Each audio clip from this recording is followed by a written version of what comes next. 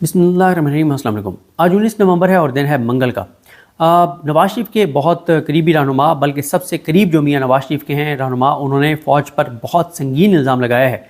और इससे यानी इसके मुकाबले में शहबाज गिल साहब का बयान कुछ भी नहीं था। जो शहबाज गिल साहब ने बयान दिया था और उस पर फिर शहबाज गिल साहब को उठाया गया था और जितना तशद्दुद उनके ऊपर किया गया था, शायद ही आज तक किसी के ऊपर इतना तशद्दुद हुआ हो। बहुत कम लोगों पर, बल्कि हुआ तो है 4-5 और लोगों पर भी, लेकिन सबसे पहले जो आगाज़ हुआ था वो शहबाज गिल साहब से हुआ था। शहबाज गिल साहब ने कहा क्या था? शहबाज गिल साहब ने ARY पर कहा था और इसी केस में फिर अमाद यूसुफ साहब जो प्रेसिडेंट हैं जो ARY के, उनको भी इसमें उठाया गया था और उनको भी गिरफ़्तार किया गया था। उन्होंने भी मुकदमात भुगते, ARY ने भी बहुत इसको भुगता और बहुत ज़्यादा एक ARY पे भी मुश्किलात आईं, तहरीक इंसाफ पर भी आईं, शहबाज गिल साहब पर भी आईं।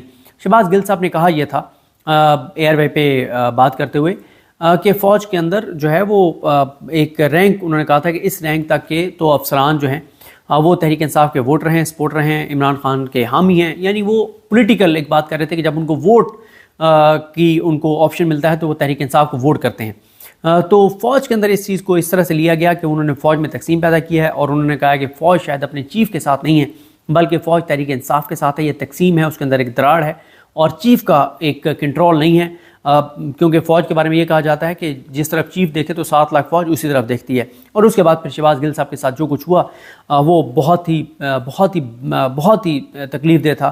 मैं ख़ुद उस चीज़ का इसलिए नहीं शायद हूँ कि जब शहबाज गिल साहब को अदालत लाया गया 2-3 बार, तो हम वहाँ पर मौजूद थे और बड़े करीब से हमने उस वक्त देखा शहबाज गिल साहब को। और फिर वो भी हम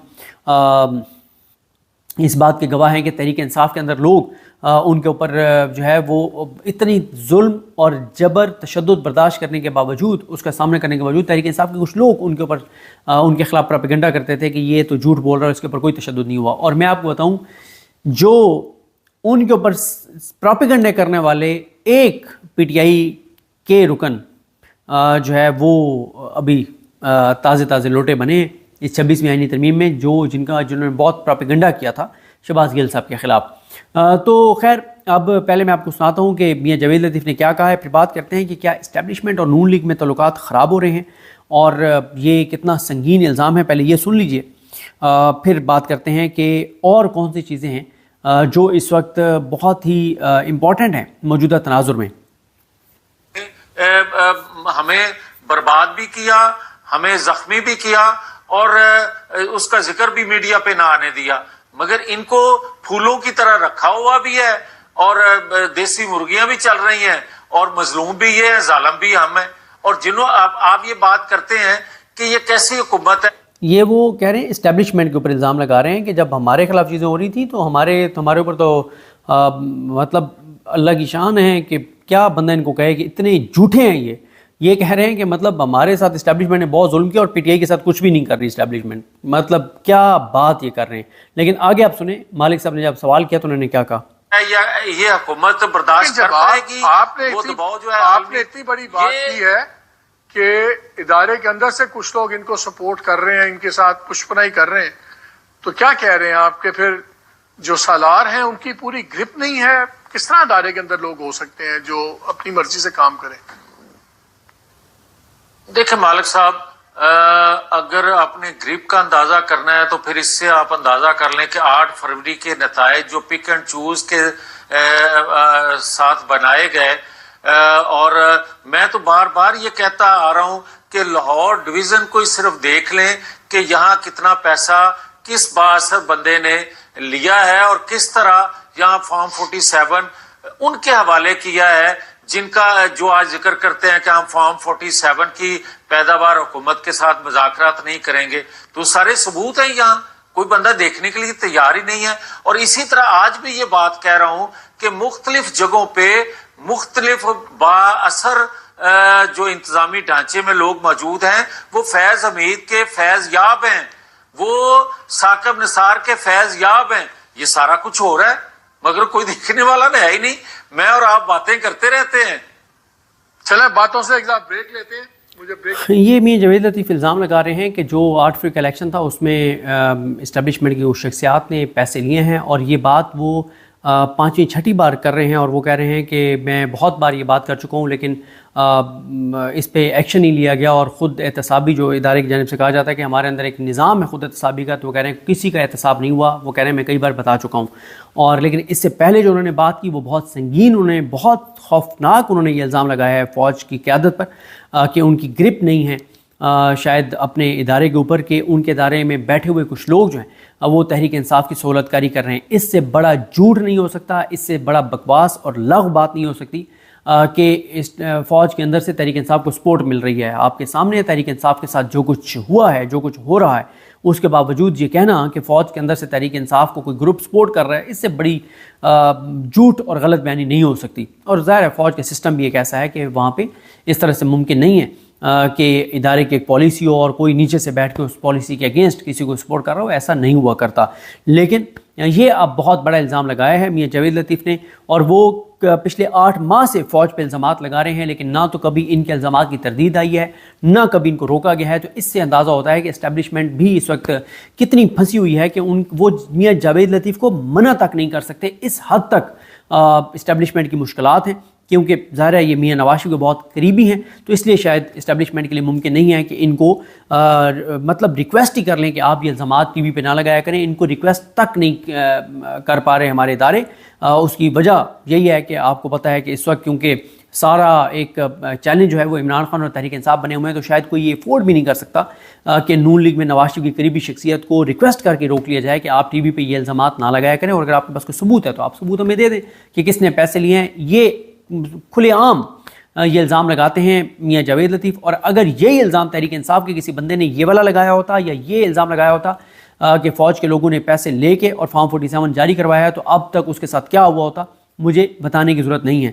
انصاف حسن پشوتا جس نے آج تک سوائے عمران خان سے وفاداری کے کبھی فوج پہ اٹیک نہیں کیا، کبھی ایسی چیز نہیں کی، کبھی بلو دا بیلٹ بات نہیں کی، اس کے ساتھ آپ دیکھ لیں جس طرح کی چیزیں ہوئیں.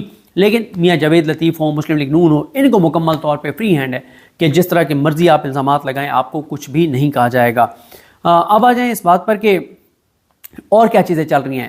ایک طرف یہ فوج پہ الزامات لگا رہے ہیں، دوسری طرف سہیل وڑائی صاحب یہ کہتے ہیں کہ وہ یہ کہتے ہیں کہ فوج کے اندر ایک سوچ ہے کہ نون لیگ جو ہے وہ پی ٹی آئی کے مقابلے میں پولیٹیکل نیریٹو بنانے میں ناکام ہے.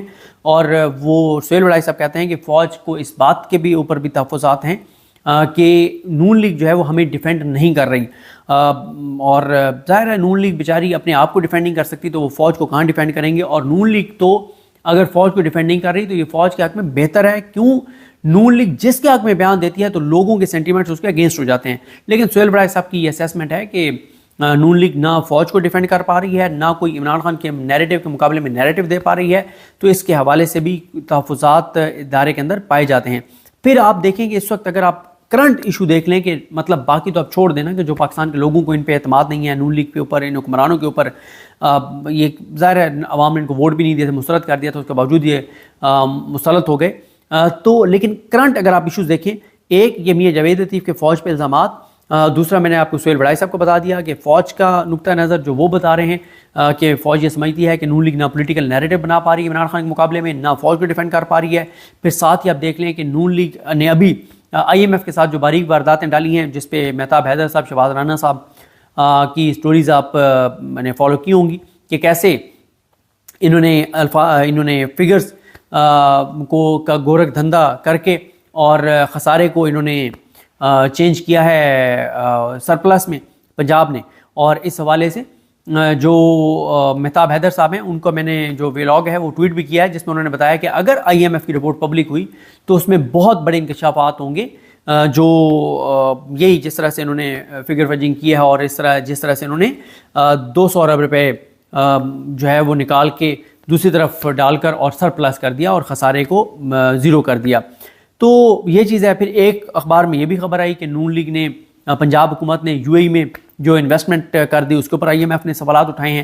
پھر آپ ایک چیز اور دیکھیں کہ ابھی یہ جو پی آئی اے کی نچکاری ہے وہ بھی یہ نہیں کر سکے.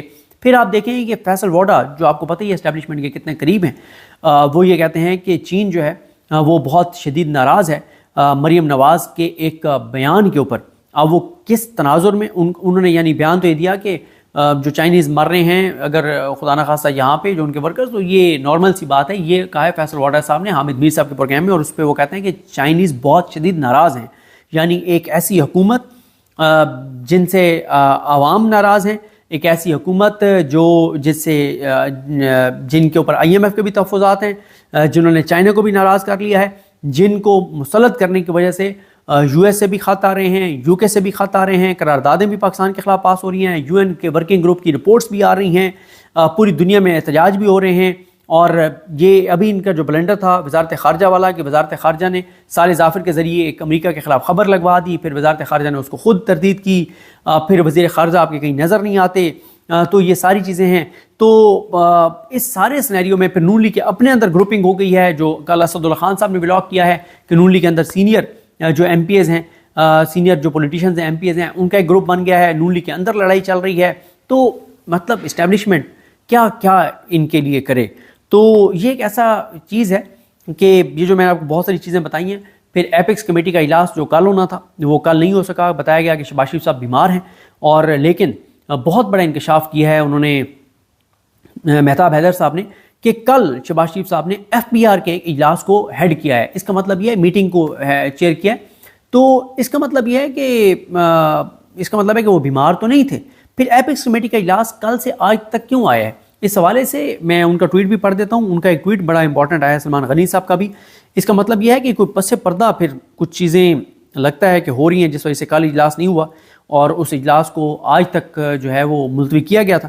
سلمان غنی صاحب نے کل یہ ٹویٹ کیا، کہتے ہیں کہ کیونکہ وہ 12 بج گئے تھے اور 12 بجے کے بعد انہوں نے ٹویٹ کیا تھا، تو وہ کہتے ہیں کہ آج اسلام آباد میں ایپیکس کمیٹی کے اجلاس کی ٹائمنگ اہم ہے، یعنی آج منگل کو، جس میں دہشت گردی کے سدباب کے لیے صورتحال پر غور و خوض کے بعد نئی حکمت عملی کا تعین ہوگا. وہیں ملک کے اندر سیاسی تناؤ میں کمی اور دہشت گردی کے خلاف یکجہتی کی فضا کے بارے میں بھی اعلانات متوقع ہیں، جس کی آج بہت زیادہ ضرورت ہے. اور علی امین گنڈا پور صاحب آلریڈی کہہ چکے ہیں کہ وہ ایپیکس کمیٹی میں اگر بات ہوگی تو وہ آج کیونکہ آرمی چیف بھی وہاں موجود ہوں گے تو وہ بات کریں گے، جو کچھ تحریک انصاف کے ساتھ ہو رہا ہے اس پر بات کریں گے. تو یہ ایک صورتحال ہے. ڈیولپمنٹس تو بہت ساری ہو رہی ہیں، تو دیکھتے ہیں کوئی بڑی خبر آتی یا نہیں آتی، اور خاص طور پہ اس پہ دیکھتے ہیں کہ کیا کوئی ری ایکشن آتا ہے جو کچھ اس نے کہا ہے میاں جاوید لطیف نے، یا اس بات کو مکمل طور پہ اگنور کر دیا جاتا ہے کہ نون لیگ کو کھلی چھوٹ ہے کہ نون لیگ کچھ بھی کہے، اور تو ان کو حق ہے کیونکہ لاڈلے ہیں. تو لاڈلے آپ کو پتہ ہے کچھ بھی کہیں تو ان پہ وہ بلنڈر بھی کریں تو پیار آتا ہے. ان کی وہ ہمارے سرائکی میں کہتے ہیں بھاندے دی ہر شے بھاوے تیان بھاندے دی کش نہ بھاوے، کہ جو آپ کو پسند ہو اس کی ہر ادا آپ کو پسند ہوتی ہے، اور جو آپ کو ناپسند ہو تو اس کی ہر بات آپ کو بری لگتی ہے. تو یہ شاید نون لیگ، کیونکہ اس وقت اسٹیبلشمنٹ کو بہت محبت ہے ان سے اور اسٹیبلشمنٹ کو بہت پسند ہے نون لیگ، تو شاید میاں جاوید لطیف کا یہ بات کرنا بھی ان کو اچھا لگے کہ یار اس نے شکوی تو کیا ہے پھر کیا ہے. لیکن یہی بات اگر کوئی اور کر دیتا تو اب تک وہ غائب ہو چکا ہوتا اور پتہ نہیں اس کے ساتھ کیا کچھ ہوتا اور کتنے عرصے بعد وہ واپس آتا.